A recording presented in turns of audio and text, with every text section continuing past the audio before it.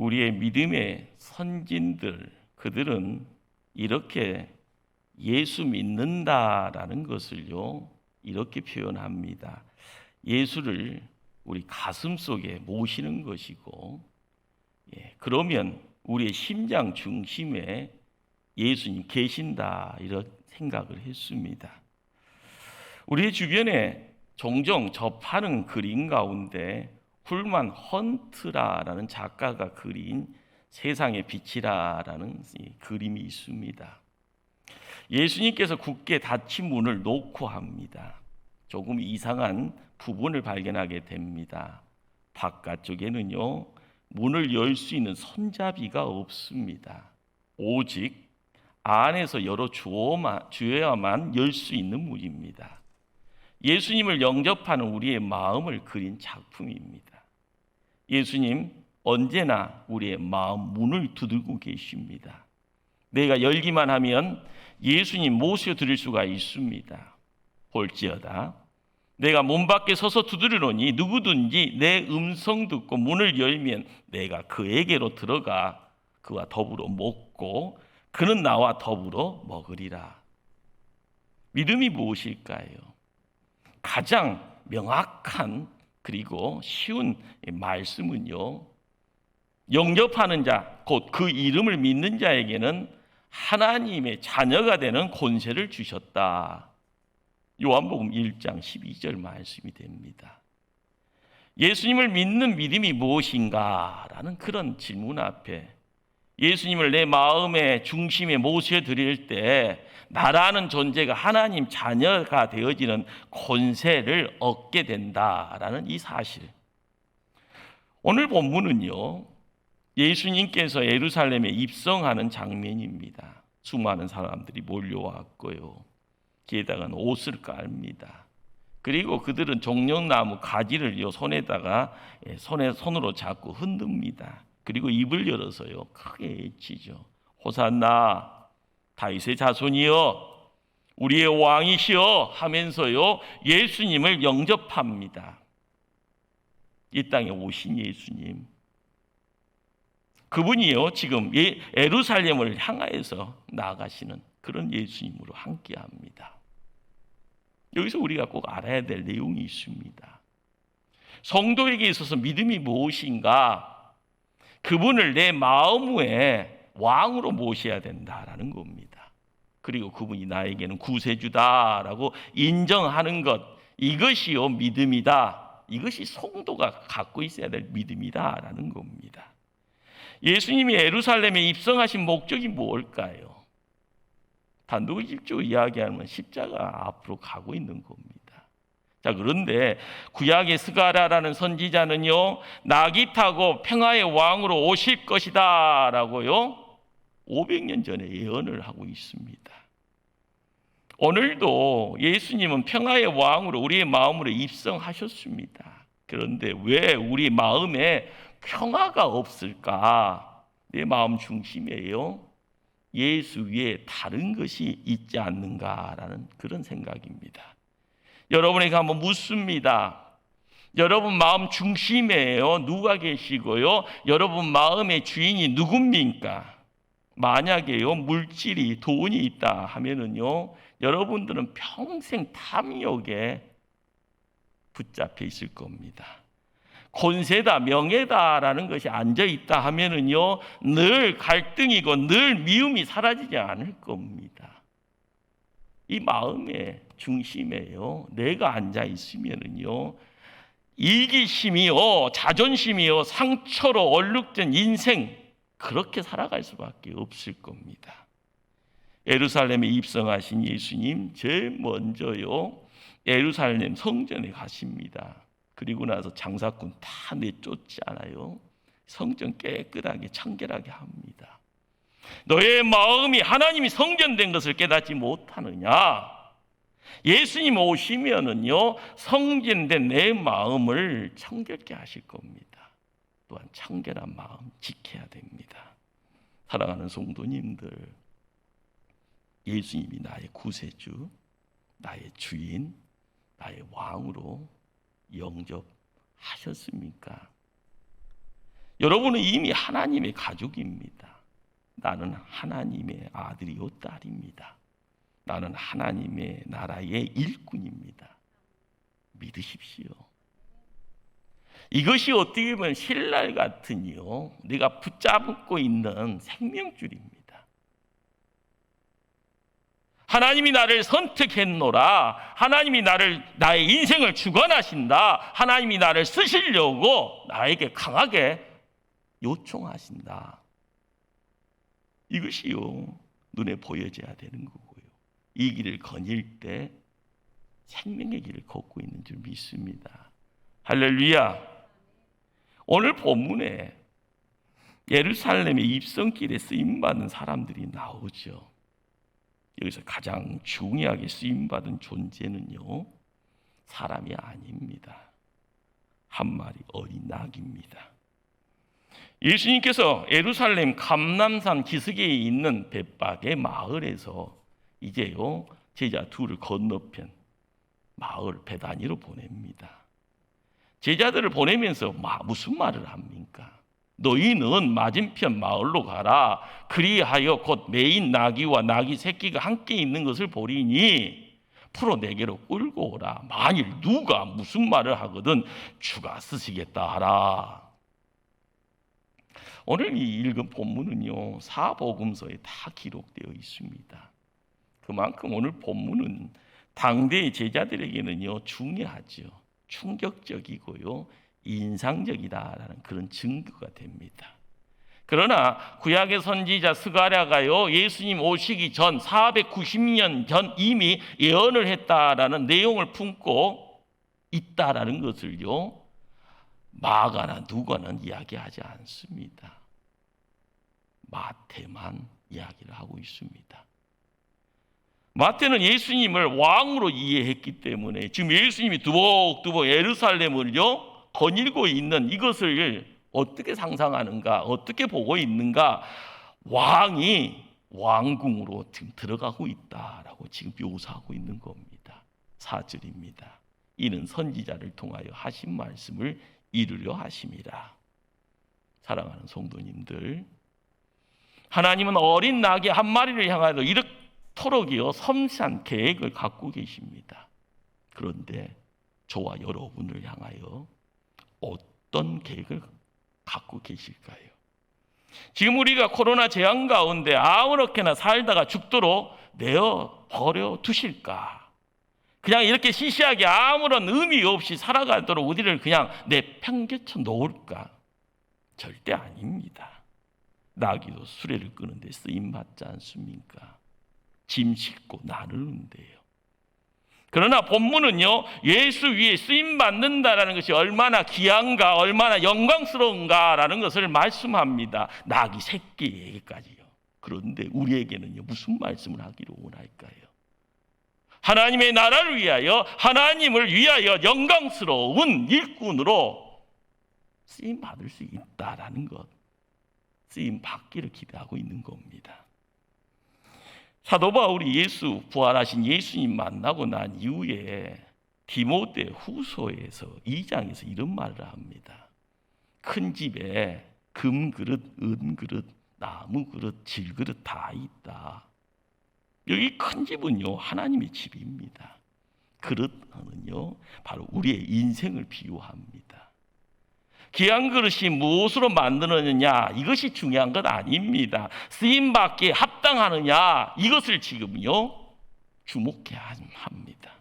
얼마를 가졌느냐, 어떤 위치에 있느냐, 얼마나 많이 알고 있느냐, 이것이 중요한 것 아니고요, 과연 하나님 앞에 쓰임받는 그릇이냐, 이것이 중요하다는 겁니다. 꼭 명심합시다. 우리의 삶은요, 하나님이 쓰실 때만 가치가 있습니다. 하나님이 쓰실 때만 행복할 수 있고요, 하나님이 쓰실 때만 형통할 수 있습니다. 내가 뭐 많이 알고 있고 많이 갖고 있고요, 내 주변에 도와주는 사람 많다고 생각하면서요 떵떵거린다 해도 안 되는 것은 안 되는 겁니다. 오늘 본문에서 제기되어지는 여러 가지 의문점들이 많습니다. 주님은 어떻게 마을에 들어가 보지도 않았는데 특정 장소에 나귀가 메어져 있는 것을 알았을까? 왜 남의 물건이죠, 나귀를 풀어 끌고 오라고 하셨는가? 주인이 뭐라 하면은 주가 쓰시겠다라는 말 한마디 하면은 주인이 줄 거라고 이야기를 했을까? 대부분 학자들은요, 이 본문을 보면서요, 하나님은 전지전능하신 분이니까 이까지껏 쉽게 할 수 있겠다라고 이야기하죠. 조금 뭐 하신 분들은요, 이 나귀의 주인이 예수님의 숨겨진 제자라, 이런 상상도 해보기도 합니다.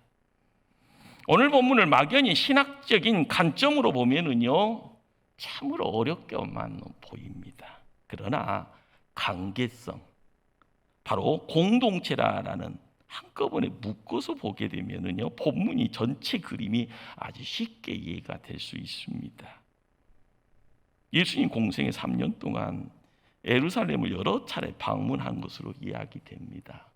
그런데 한 번도요, 예루살렘에서 주무시지 않습니다.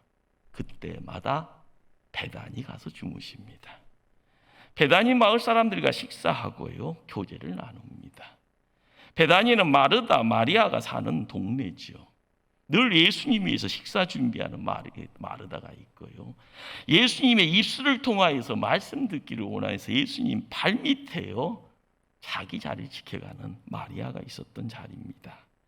나사로가 죽었을 때 예수님은 눈물을 흘립니다. 그리고 크게 외치죠. 나사로야 나와라 하면서요, 예수님을 살렸던 동네가 그곳입니다.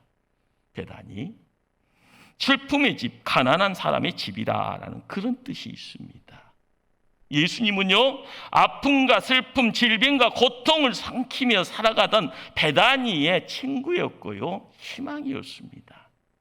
수많은 마을의 나병 환자를 고쳐줍니다. 제 많은 여인의 아픔을 어루만져줍니다. 죽은 자를 살리고 소망과 생명의 주인이 되어 주님이 되어주셨습니다. 나중에 부활하셔서요, 베다니 마을 앞에서 제자들을 축복하신 후에 하늘로 승천합니다. 그때 그곳에 모인 제자들이 어디로 들어가는가? 예루살렘으로 들어갑니다. 그리고 기도하고 찬송하다가요, 성령의 충만을 체험합니다. 그들이 결국은 초대교회 구성원 중에 파워가 되고요, 그들이 나중에는 세상을 뒤엎는 자가 됩니다. 때문에 그 마을 사람들, 주님이 원하시는 것이라면 무엇이든지 아낌없이 바칠 준비가 되어 있는 그런 이들입니다. 마가복음 14장에는 예수님이 베다니 문둥이의 시몬의 집에서 식사하신다 이야기하죠. 한 여인이 등장합니다. 옥합을 깨뜨리죠. 어떻게 보면 이 옥합의 시가가요, 몇 천만 원? 아니, 몇 억까지 이야기 될 수 있겠죠. 그런데 예수님께 드립니다. 거기에는 예수님의 장례를 미리 준비하였다라는 그런 어떤 말씀을 줍니다. 이런 예수님이 지금 십자가를 향하여 예루살렘에 올라가시는데, 그분이 우리를 구원하시는 왕으로 오셨는데 그까지 나귀 한 마리 바치지 못하겠을까? 그렇습니다. 예수 안에는요, 베다니 사람들이 있습니다. 베다니 사람들 안에는요, 누가요? 예수님이 계십니다. 이런 관계성 안에서요, 주의 여기 있습니다, 마음대로 쓰십시오. 여기에 이제 요 근래의 신학자들이 이제 이 자리에, 이 본문의 이야기를 통하여서요, 무슨 말을 우리에게 신학적으로 규정을 하는가 하면 바로 이 자리가 로드십이 드러나는 자리라고 이야기를 합니다. 진정한 로드십. 무슨 말일까요? 로드라는 건 주입니다. 주님의 정신. 그리스도의 주권이 나타났더라라는 거지요. 믿음이 무엇인가? 예수님이 나의 왕으로, 나의 주인으로 영접하였으면 그분이 당연히 나의 주인 되어지는 것을 더 깨끗하게 인정해야 되는 것. 바로 이거 주권의식이죠. 믿음, 그리고 주권의식. 이것이요, 뗄래야 뗄 수 없는 그런 관계를 드러냅니다. 여기 무명의 헌신자, 나귀의 주인이 나귀를 내어주었던 것, 어떻게 보면 단순히 나귀 짐승이 내어주는 것만 아니고요, 자기 자신까지 내어준 거지요. 믿음은 자기 자신을 주인 대신 그분께 내어 놓는 것이라 이야기할 수 있고 정의할 수가 있습니다. 주권의식, 단순한 헌신 아닙니다. 내가 예수 안에, 그 예수님이 내 안에, 예수 그리스도의 임재와 능력이 내 삶의 목적이 그분에게 완전히 연결되어져 있을 때요, 스파크가 나는 거고, 스파크의 내용이요, 어둠의 내용들을 무찌를 수가 있는 겁니다. 나를 구속하는 모든 속박을 끊어버릴 수가 있는 겁니다. 그리고 나타나는 내용이요, 글로리, 영광이라는 내용들이 허락되는 겁니다. 그 자리에 내 것과 예수님의 것이 구별이 없습니다. 바로 그때 모든 것을 내어줄 수 있게 되어지는 신비의 단계를 경험하게 됩니다. 예수님과 마을의 사람들이요, 한 가족이기 때문에 그런 겁니다. 누구의 나귀가 어디에 있는지도 알고요, 누가 쓰겠다 할 때 마음껏 쓰시라고 내놓을 수 있는 그런 관계, 주께서 쓰시겠다는 말에요, 흔쾌히 기쁨으로 내올 수 있는 그런 관계, 바로 이것이 가족입니다. 일반적인 유괴 가족이 아니라요, 천국의 가족, 하나님 백성인 겁니다. 바로 이것이요, 예수 그리스도의 주권입니다. 바로 이 자리에 우리는 헌신이 무엇인가라는 것을 깨닫게 되고요, 그리고 진정한 사랑이라는 것을 알게 됩니다. 오늘 이 본문의 내용들을요, 아주 오래전에 우리는 이제 복음성가라고 하죠. 눈으로 사랑을 그리지 말아요 라는 그런 생각날 겁니다. 우리 가사에 한번 맞춰서, 반주에 맞춰서 우리 이제 가사 함께 한번 찬송합니다.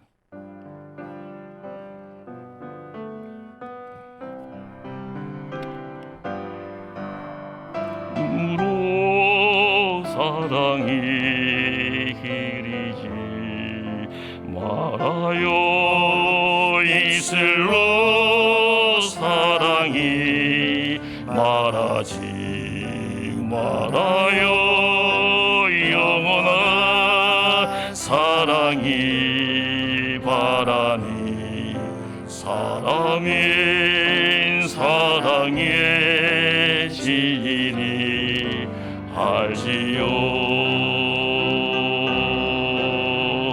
참 사랑이 인간 하나도 비움도 없어요. 괴로움도 시거임도 죄와 함께 나눠요. 나의 가장 귀한 것 그것을 주는 거예요.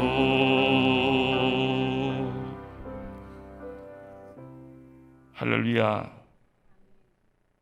진정한 주권 의식, 로드십, 그것은요, 성도의 입술을 통하여서 고백되어지는, 예수님이 나를 살려주셨습니다, 나는 예수님 것입니다, 이것을 구원의 감격이다, 구원의 감사라 이야기하죠. 모두 하나님의 것입니다. 우리가 이것을 놓아버리니까요, 생명도 시간도 내 것이라 주장합니다. 주님 것입니다. 오늘 부르면은요, 다 놓고 갈 수밖에 없는 존재가 우리입니다. 내 것 아닙니다. 은사도요, 내 것처럼 보이죠. 주님 것입니다. 주를 위해 살도록 어떻게 보면은요, 레코딩이 되어 있고 프로그램화가 되어져 있는데, 물질도 기업도요, 내 것이다, 내 것이다 하니까 아니다, 아니다. 그러니까 뒤죽박죽 되는 겁니다. 뒤죽박죽 되는 가운데 어둠이 찾아 나오고요, 거기에 마귀가 기어 나오는 거고요. 이전 투구할 때 피 흘리는 내용이 뭘까요? 바른 것이 진리가 되고, 진리가 정의가 되고, 정의가 사랑이면 세상 좋은 세상 되는데 그렇지 않습니다. 그렇습니다. 주가 쓰시겠다 말씀할 때 배단이 사람들은요, 주님이 필요하다면 당연히 드려야지요 생각합니다. 본문 3절입니다. 주가 쓰시겠다 하라. 그럼 그리하면 즉시 보내리라. 즉시 보내리라. 아브라함이 이삭을 바치려고 합니다. 하나님의 말씀에 순종하는 아브라함, 긴 고민의 시간 갖지 않습니다. 아들 데리고 출발합니다. 바로 이것이 순종의 자리죠. 예수님이 제자들을 찾아와서요, 만나지 않습니까? 사람 낚는 어부 돼야 되겠구나. 예, 알았습니다. 금을 내려놓고 예수님 뒤 따릅니다. 순종입니다. 주가 쓰시겠다. 성경에서요, 예수님이 자신을 가르쳐 직접 주, 큐리오스라라고 표현한 것은 이것밖에 없습니다. 그만큼 본문은요, 우리에게 던져지는 시사점이 있습니다. 중요합니다. 내가 주인이다. 바로 주인됨을 주장합니다. 때문에요, 우리가 세상 살아가면서 나 잘났어 라고 이야기되어지는 자리에서 예수님 오시면 깽깽깽 할 수밖에 없지요. 참된 헌신과 참된 봉사와 섬김이다 라는 것은요, 사상 누각입니다. 뭐가 없으면은요, 예수 사랑 없으면은요, 바로 여기요, 헌신의 원리, 참 원리가 있습니다. 우리가 주를 위해서 무엇을 할 때마다, 우리가 주님을 위해서 무언가를 드릴 때마다요, 뭔가를 섞어야 됩니다. 우리의 가슴 속에 예수 그리스도의 피가 있어야 되는데요, 피가 보혈의 피, 그것이 나를 살렸다라는 것. 예수 그리스도의 보혈에 대한 감사와 감격이 흘러 넘쳐갈 때 생명이 살아나는 역사가 있습니다. 어둠이 물러가는 역사가 있고요, 더러움이 사라지는 역사가 있는 겁니다. 우리가 예배 드릴 때마다 찬송합니다. 입술만 앵무새처럼. 아닙니다. 내 안에요, 보혈이 나를 사랑하시는 주님의 큰 사랑이 십자가의 피로 함께 어울림을 느낄 때에 우리의 삶 속에서요, 지진이 어디서 납니까? 내 심령이, 내 육신이, 내 세포 가운데 찾아오는 생명의 역사, 우리가 그걸 경험해야 되는 겁니다. 학생들을 가르치는 교사, 그냥 막연하게 교사로 안 됩니다. 나를 구원하신 예수 그리스도의 그 보혈이 있게요, 학생들에게요 전하는 그 사랑의 메시지에 하늘의 소리를 담으려고 힘쓸 때 내 안에 있는 보혈이 흘러가는 겁니다. 구역원들과 함께 어울릴 때마다요, 비대면이 아니라 대면이 아니라 비대면이다. 얼굴 만나기도 어렵습니다. 그러나 사정 들을 때마다 아파하고요, 기도해 주고요, 만날 수 있으면 그 만남의 자리에 함께 어울릴 수 있다면 그게 기쁨이 될 겁니다. 그러나 그 기쁨이 참 기쁨 되기 위해서는요, 나는 예수님 때문에 세상 사는데 당신도 예수님 때문에 세상 살아야 된다고 그 마음 가지고 기도할 때 기도의 역사는 죽어가는 심령을 살릴 줄 압니다. 십자가의 피가 거기 있기 때문에 그렇습니다. 바로 우리는요, 신앙의 극치가 뭘까? 신앙의 철정, 그 절정의 자리에 내가 있는 것이 아니라 십자가의 보혈, 바로 이것을 우리가 만나야 된다라는 사실입니다. 사랑하는 성도님들, 가슴마다 예수 사랑으로 뒤끌고 있는 성도이기에요. 예수님과 맺은 그 사랑과 그 관계 때문에 벅차서 예배의 자리에 함께하는 줄 압니다. 내 것 드리기를 원하는 이 시간, 우리 주님 계속 오늘도 말씀합니다. 풀어 내게로 끌고 오라. 2절 끝자락 말입니다. 메인 나귀를 풀어 끌고 와야 주님이 쓰실 수 있습니다. 본문 매어 있다라는 말은요, 알료 분사라라는 그런 어떤 내용을 갖고 있죠. 마치 나귀가 자기를 풀어가도록 기다리며 그냥 매어 있다라는 그런 어떤 의미를 갖고 있는 겁니다. 이 시간 코로나로 인해 사업과 물질에 묶여 있는 분 계십니까? 묶여진 것이 풀어지기를 축원합니다. 질병에 묶여 있는 가정이 있습니까? 묶인 모든 질병 예수 이름으로 명하노니 다 풀어질지어다. 내 자녀들, 내 손주들이 헛된 것에 묶여 있어 근심과 고통받고 있는 분 계십니까? 우리의 기도 가운데 임하시는 주님의 빛 되시는 능력이 어둠의 모든 내용들을 다 멸할지어다. 우리의 삶을요, 주님께 맡기기 위해서는 주의 보혈의 역사 앞에 우리를 드려야 됩니다. 지금 우리를요, 주님은 귀하게 쓰시려고 합니다. 주께서 쓰셔야 할 것들을요, 엉뚱한 곳에 쓰일 때 풀어졌던 것들이 다시 묶여질 수가 있습니다. 기회도 명예도요, 건강도 물질도 주님께서 다시 묶어버리면은요, 누가 풀겠습니까? 이 모든 것 주님이 쓰지 않으면 내가 쓰는 것 아닙니다. 하나님이 나를 쓰지 않으면 결국 누가 쓰는가? 마귀가 씁니다. 내 시간 하나님 쓰지 아니하면요, 마귀가 빼앗아가고요.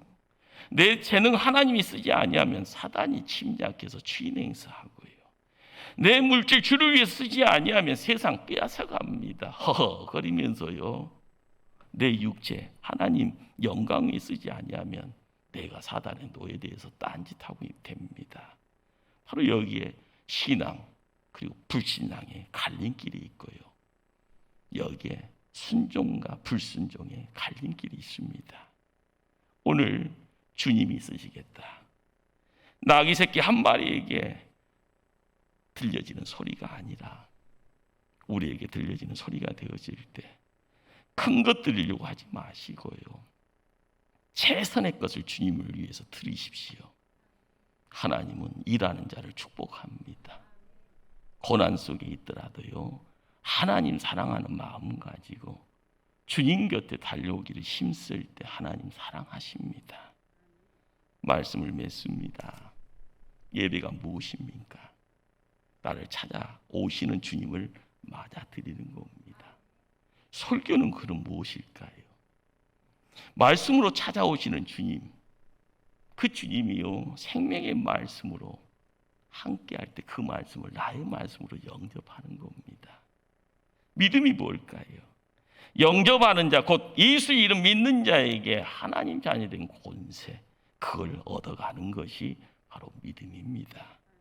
우리는 이미 내 심령 안에요, 정권의 교체가 있었습니다. 사단은 사라지고 왕 대신, 만왕의 왕 대신 예수님이 주인 되어 주시고 주인 되어 주시고 영광의 왕으로 함께 합니다. 그분이 나의 주인이기에요. 그 주님이 나를 쓸 수 있도록 주께 맡길 때 눈에 보여지는 어둠도 물러갈 줄 압니다. 나의 인생길을 결박하려고 하는 세상의 구레들도 다 끊어질 줄 압니다. 코로나로 펼쳐져 있는 뒤죽박죽 난리법석도요, 한순간에 정리될 줄 압니다. 그 주님이 바로 우리를 부르시고 계십니다. 기도하십니다.